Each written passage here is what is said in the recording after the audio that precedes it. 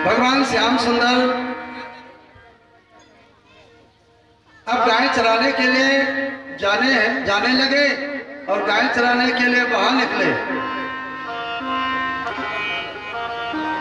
मथुरा की ओर आते हैं गाय चराने के लिए, जहां पर एक दिन ब्राह्मण देवता यज्ञ कर रहे थे और वहां पर आकर के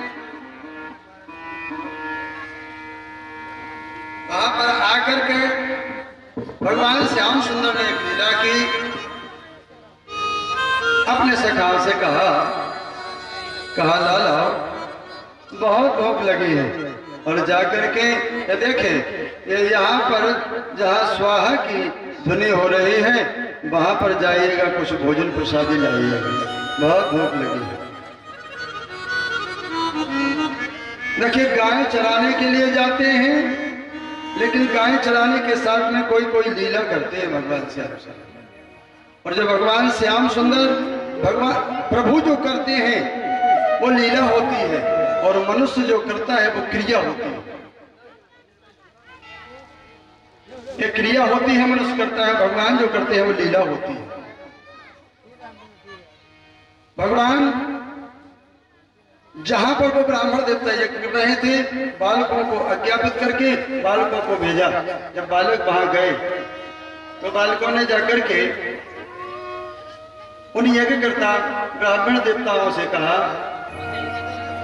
देवताओं बलराम भैया और कन्हैया गैया चराने के लिए आपके समक्ष ही, आपके पास में ही यहाँ विराजित हैं और बहुत भूख लगी है, कुछ भोजन प्रसादी दे दो तो बहुत अच्छा होगा। कहा बालको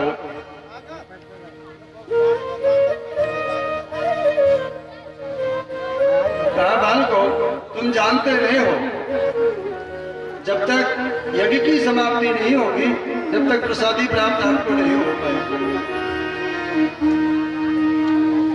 जब तक आपको प्रसादी की प्राप्ति नहीं हो पाएगी।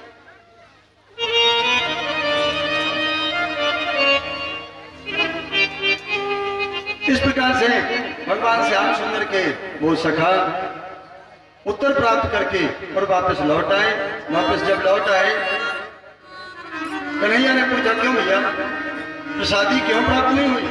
कहा कन्हैया अब हमको दोबारा मत भेजना, उन ब्राह्मण देवताओं ने हमको प्रसादी नहीं दी। कहा यज्ञ होने के बाद में ही आपको प्रसादी प्राप्त होगी।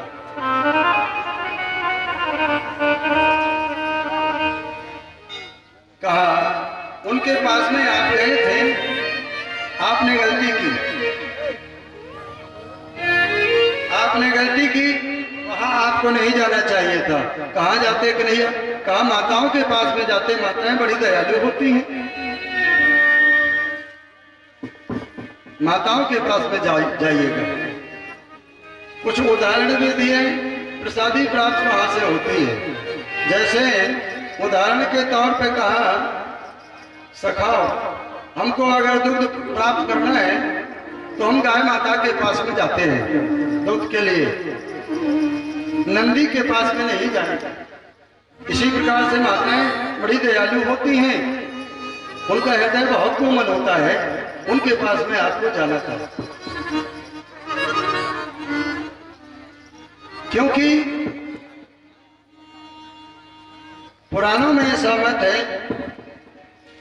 शास्त्रकारों का ऐसा मत है कि नागृहं गृहमित्याहो गृहिणी गृहे मुच्यते।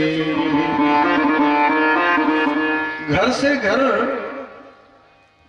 नहीं बनता ईंट गारे का। विद्वानों का मत है, कथाकारों का मत है कि गृहिणी से ही, अगर घर में गृहिणी है, घर में घरनी है, वही घर से हम घर कह सकते हैं, वरना वो घर नहीं होता है। इसलिए तुम उन माताओं के पास में जाओ। और वो बालक गए और बालकों ने जाकर के उन माताओं से कहा, माताओं हमारे दाऊ भैया और कन्हैया यहाँ पर कहिए चलाते हुए आए हैं और बहुत अच्छा लगे आपको तो कुछ भोजन प्रसादी प्राप्त हो जाए तो बहुत अच्छा होगा। जैसे ही कन्हैया का नाम सुना, बलदाऊ भैया का नाम सुना, वो मैयाएं गदगद हो गई। कहा लाला ब्राजिए लालाओं, और हम अभी हाल भोजन प्राप्त करके और हम स्वयं ले चलते हैं और कन्हैया के लिए हम भोजन पवाएंगे। सुंदर से थालियों में भोजन लगाया। वो 6 देवियां थी और उन्होंने सुंदर सी 6 थालियों में भोजन लगा करके वो कन्हैया के लिए चली। ब्राह्मण देवताओं ने देखा कि हमारी धर्मपत्नियां कहीं जा रही हैं थालियां लेकर के। तो देखें, यज्ञ का एक नियम होता है कि वो यज्ञ से जब तक पूर्ण ना हो जाए जब तक नहीं उठ पाते हैं। और बेचारे कुछ नहीं कह सकते थे, केवल इशारा करते रहे। कहाँ जा रही हो, क्यों ये थालियां लगा रही हो, बस इशारा करते रहे। लेकिन देवियों ने भी इशारे में कह दिया कि बैठे रहिएगा, हम जहाँ जा रहे हैं बहुत अच्छी जगह जा रहे हैं। और वो माताएं, वो देवियां प्रसाद लेकर के चली, प्रसाद लेकर के चली भगवान श्याम सुंदर के पास में पहुंची, जहां भगवान कन्हैया विराजमान थे। भगवान की उस समय बहुत सुंदर झांकी थी। एक वृक्ष से अर्ध लेटे हुए टिके बैठे थे, उससे कैसी झांकी थी। श्यामम हिरण्य परिधम वनमाल्य बरह धात प्रबल नटवेश मनतान से। भगवान श्याम सुंदर एक वृक्ष से टिके हुए हैं। भगवान के श्यामल लंग पर और वो सोने के गहने कितने सुशोभित हो रहे थे। वनमाला भी धारण किए हुए थे। इस प्रकार से हमारे श्याम सुंदर अपनी बांसुरी को लिए हुए वहां पर विराजमान थे, जैसे कोई नट विराजमान हो। भगवान श्याम सुंदर ने जैसे उन माताओं को देखा, उनके पूर्व चरित्र का, उनके पूर्व चरित्र की भगवान को स्मृति हुई, कृपा की। भगवान श्याम सुंदर ने कहा, स्वागतम वो महाभागस्ताम कृपाम किमोहो यन्योदृक्षा प्राप्त उपन्नदम हिवाह। स्वागतम वो महाभागा, आइए बताओ, आइए आपका स्वागत है, आइए। यहाँ पर परीक्षित जी महाराज ने कहा, गुरुदेव भगवान को इनके पूर्व जन्म की स्मृति। कहा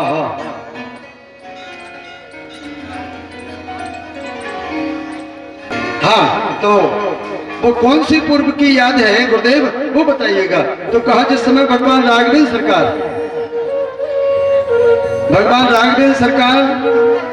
एक बार वन विहार करने के लिए गए और वन में विहार करने के लिए जब गए तो अपने सखाओं से बिछुड़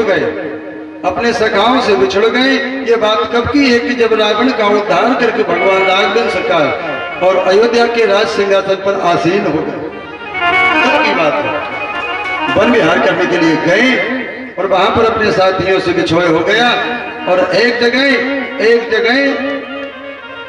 बहुत प्यास के कारण प्रभु ने बोली कि विकल होकर के एक वृक्ष के छाया में बैठ गए, विचार करने लगे अब जल फल की व्यवस्था कैसे हो।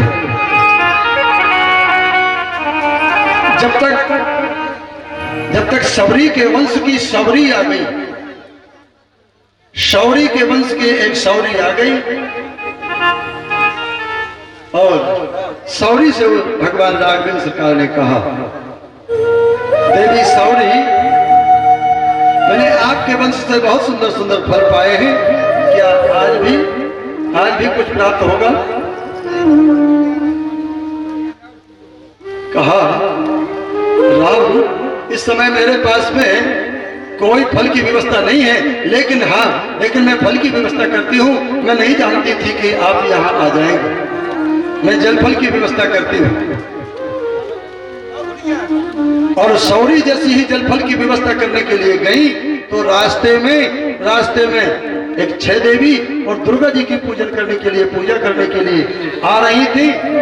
तो सौरी ने कहा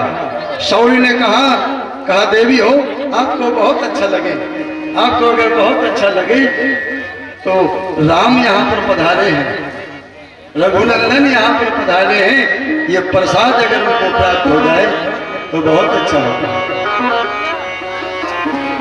उन देवियों ने कहा शौरी, तुम नहीं जानते हो, तुम भीलनी हो, तुम क्या जानो भगवान की पूजा में, तुम क्या जानो देवी जी की पूजा में। अरे जब तक देवी जी को प्रसाद नहीं लग जाएगा, जब तक राजकुमार को कैसे भोजन देंगे हम? भले ही राजा हैं, हम कैसे भोजन दे सकते हैं? देखिए सौरी ने आकर के राम से कहा, प्रभु कुछ धैर्य धारण करिएगा, मैं जल फल की व्यवस्था करती हूँ। राम ने कहा क्यों? कहा 6 देवी थी, उनसे मैंने कहा कि प्रसाद दे दीजिएगा, तो उन्होंने रूखा सा उत्तर दिया, सूखा सा उत्तर दिया, इसलिए मैं किसी से मांगने नहीं जाऊंगा। कहा नहीं, एक बार आप फिर जाओ उनके पास में और जाकर के कहो कि राम और सीता में और शिव में और पार्वती में कोई अंतर नहीं है। तुम पार्वती की पूजा करने के लिए जा रही हो, अरे वही तो सीता है।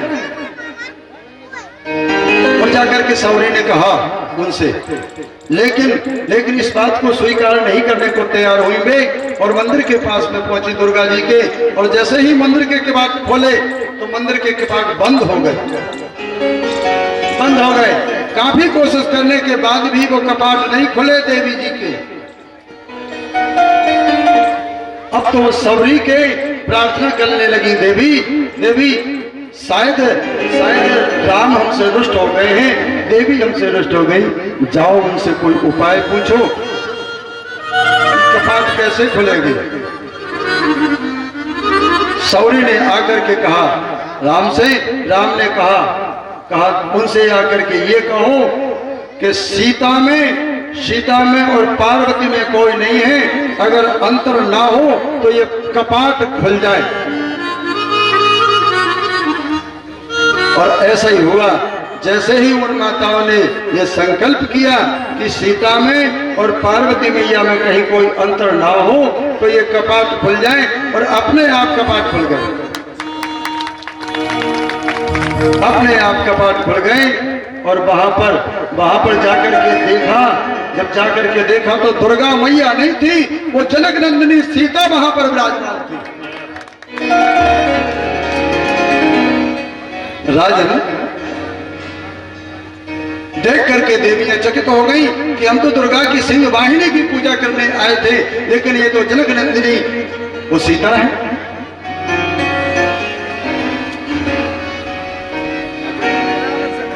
अब तो चकित हो गई, और जाकर के पूजा करके और प्रसाद जब लाई सीता जी को भोग लगा करके, तो आकर के देखा कि राम के बगल में आज सीता नहीं है, लेकिन पार्वती मैया बैठी है। पार्वती मैया बैठी हैं।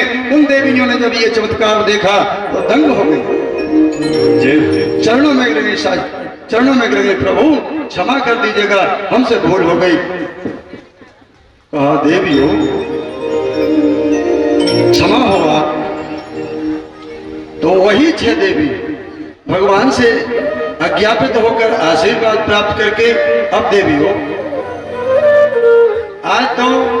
आज तो तुमने प्रसाद, ये मेरे चमत्कार, मेरा वैभव देख करके मुझे आपने प्रसाद पवाया। जब प्रसन्नता से आप भोजन पवाओगी, जब मैं प्रसन्न होऊंगा, तब तक आप मानव योनि को प्राप्त हो जाओगे। तो वो मथुरा में आन करके और उन ब्राह्मण देवताओं की पत्नियां बनी।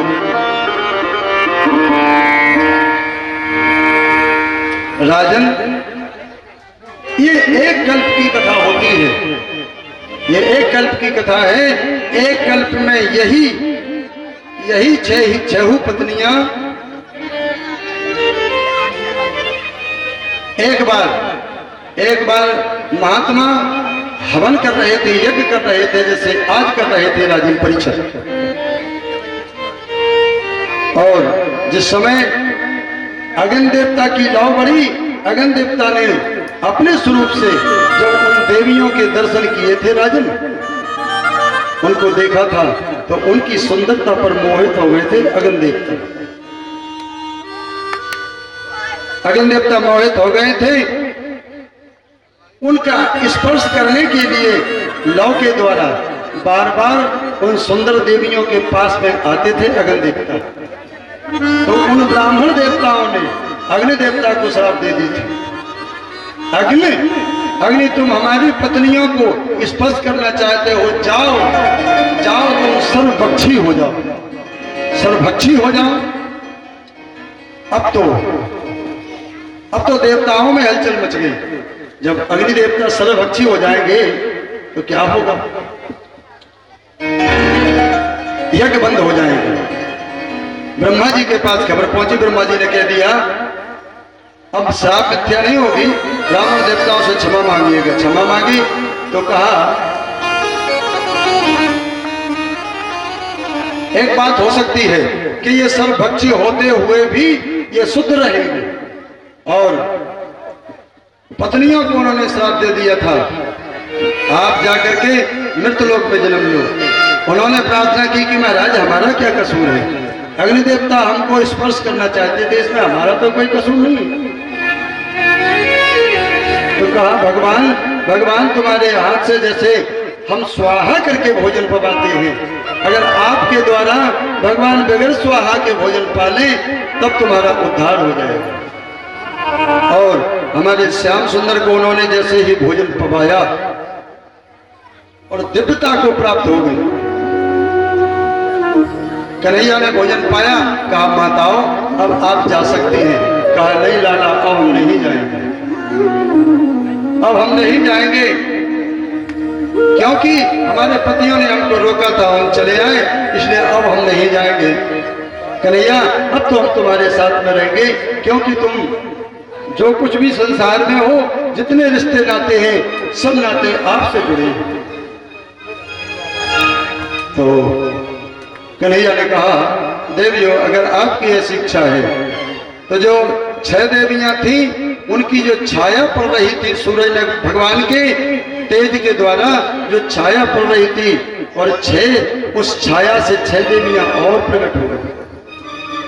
और जब वो देवी प्रकट हुई 6 तो भगवान ने कहा कि ये छाया रूपी देवी अपने पतियों के पास में पहुंच जाए, और आप मेरे राधिका या राधा रानी के पास में आप मेरी सखी बनकर के रहिए।